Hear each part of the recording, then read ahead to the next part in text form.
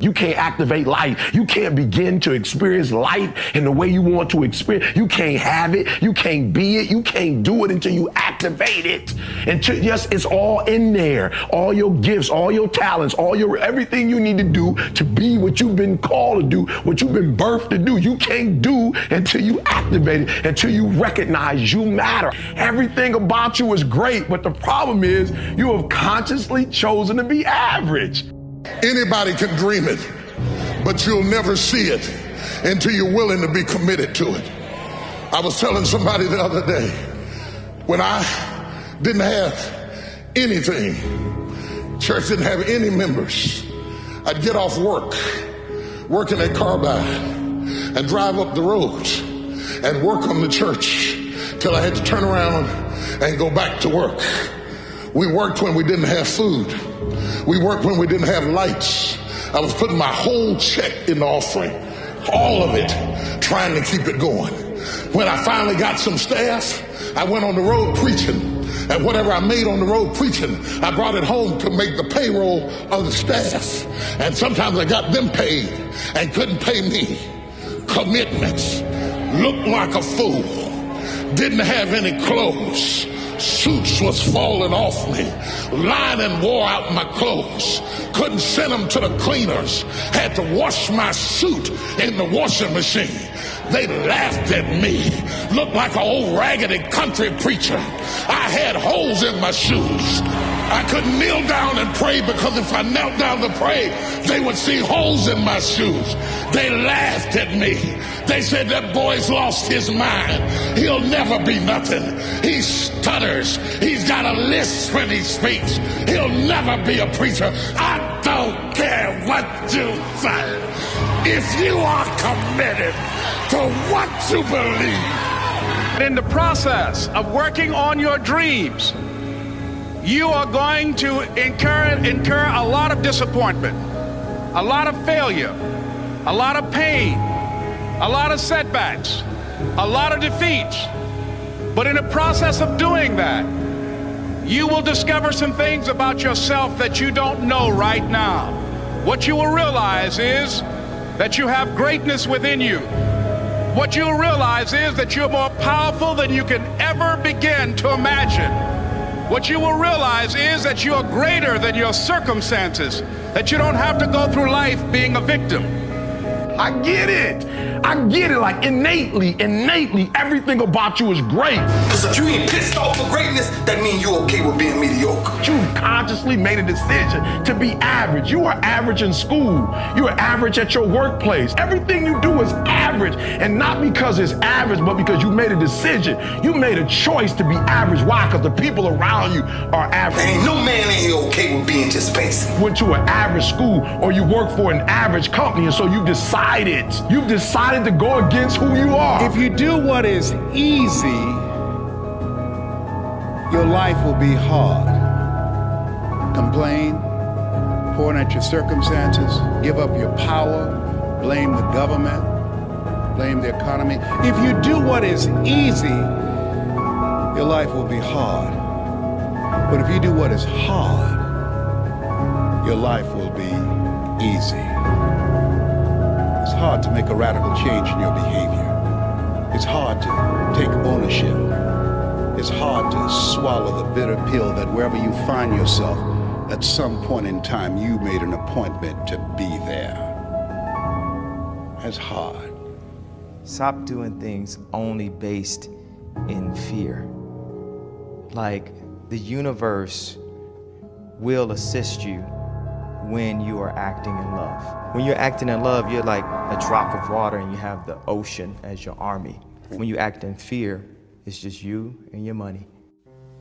And many people go through life never getting in touch with their greatness because of the lack of motivation to push themselves, or because they have not found something that they believe to be worthwhile to challenge them. That many talented persons have gone unnoticed, and the world never had a chance to be exposed to their talent because that person did not take the time to begin to express or to demonstrate or to motivate themselves in the direction to bring that which they came into the universe to bring. Many people will leave the universe without a trace. No one will know they were here. And in fact, under their name, we could put under there, not used up. Will anybody know that you came this way? What contribution are you giving? What will you leave? What will be different because you came this way?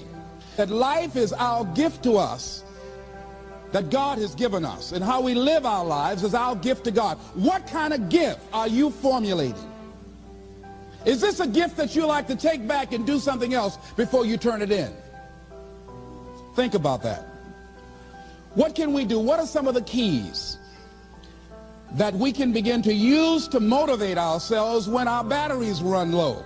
Because I don't care who you are, I don't care what you do, at some time you are going to get tired.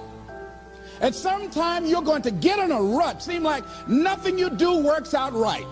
And sometimes it just seems like you just don't have the wherewithal or the will to do anything. That sometimes you act like you're punch drunk. You're just wading through life, just doing time day in and day out, looking at non-discriminatory television, anything that's on, just looking. And depressed, feeling powerless, feeling useless, and bored. What do? How do you get yourself out of a rut? How do you, when you know you can do more than what you've been doing and you're not doing it and you're discontent with where you are, you get angry at yourself. How do you get out of that rut? How do you motivate yourself? One of the things that we must do is that we must be involved in working on achieving self-mastery. You must work on yourself continuously. Never be satisfied with yourself. Always know that as you invest the effort and time on you, that's the greatest ability that human beings have above animals. See, a dog can't be anything but a dog. Tree can't be anything but a tree. Human being, you've got unlimited potential. You can put effort on you, and by concentrating on you and developing you, you can transform your life wherever you are right now. So you want to work on yourself. You want to read books that inspire you and motivate you. You want to listen to tapes over and over and over again. And I suggest that you listen to tapes when you first get up in the morning. You want to control the spirit of your day. When you first wake up in the morning, your mind is operating at 10.5 wave cycles per second. That's when the subconscious mind is most impressionable. Whatever you hear in the first 20 minutes when you wake up, that will affect the spirit of your day. When you listen to tapes, listen with relaxed belief, believing that this can happen for you. And by listening to them, listen to them over and over and over again, and you will get a breakthrough. You can listen to the same tape for months, and all of a sudden you hear something you never heard before. It have a special meaning for you. Or read the same book over again, and you find some special insight. You said, I can't believe I didn't see that the first time. So you want to be involved in developing yourself. Most people won't do that.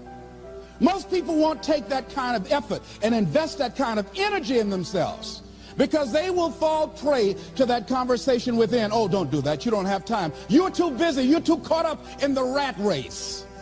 Most people won't do that. Well, they won't take time to go to lectures. They won't take time to go to seminars. They won't take time to go to classes to improve themselves.